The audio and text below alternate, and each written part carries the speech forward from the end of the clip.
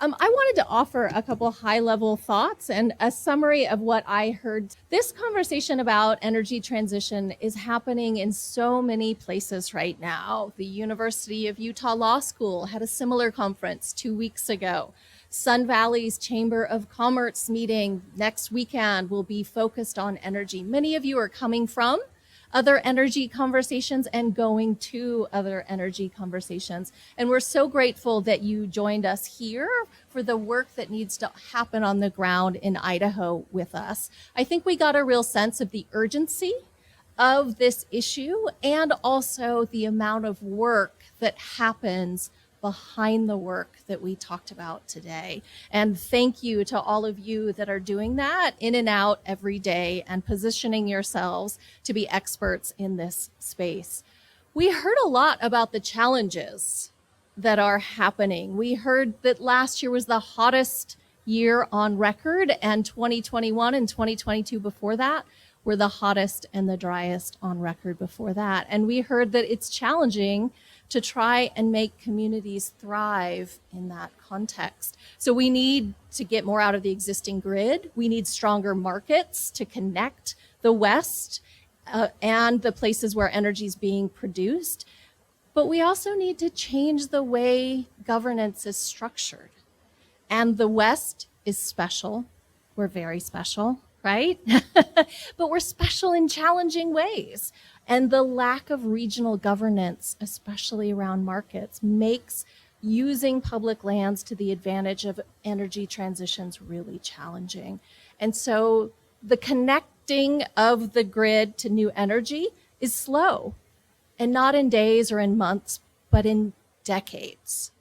And that means accountability is diffuse, and often industry and public land officials are on a roller coaster. Sometimes that roller coaster catches on fire and goes all the way off the rails. Sometimes it just rides through 5.5% growth projected for the next 5 years.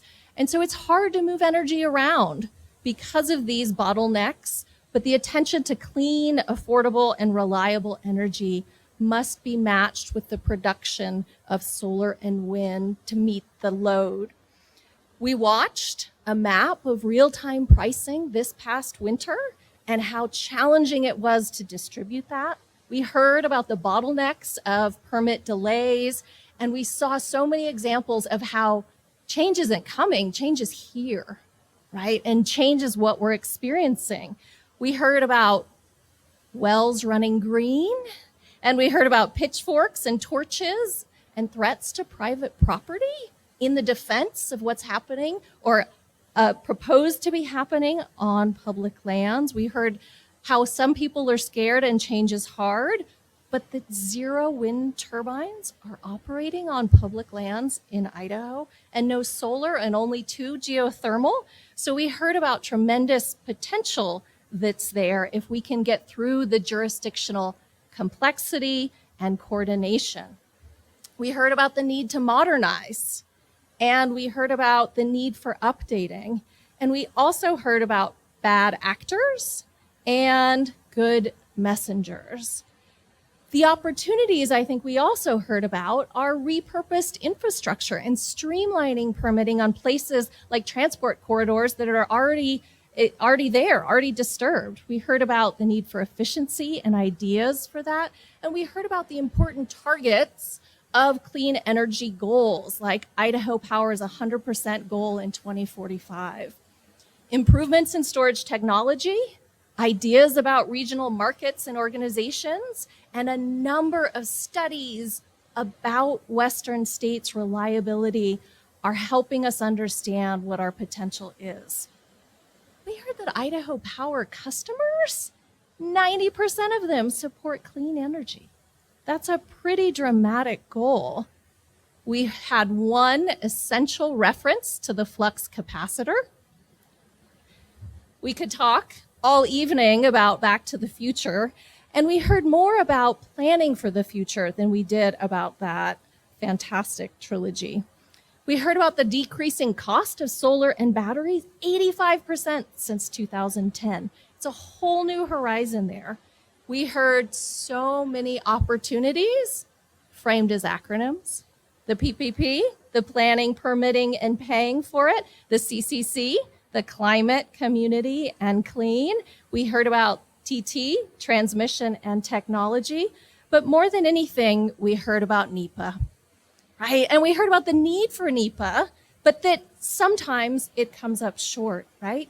Comment ends on Thursday the 18th, so get your comments in for NEPA. But NEPA isn't an impediment or the only tool. It is a way that we can seek more palatable trade-offs. Instead of looking for minimum harm, we can look for maximum benefit and try and seek that together. We heard lots of opportunities to engage individuals, communities, and tribal partners early, to have conversations, not checklists. And we heard that grandma's electric grid should make room for the microgrid, and there's tremendous opportunity there as well. We need to look carefully at the many realities that exist in this space right now. And more than anything, we heard about balance. Not that balance is something that we all agree exactly what it is, but that balance is something that is never static.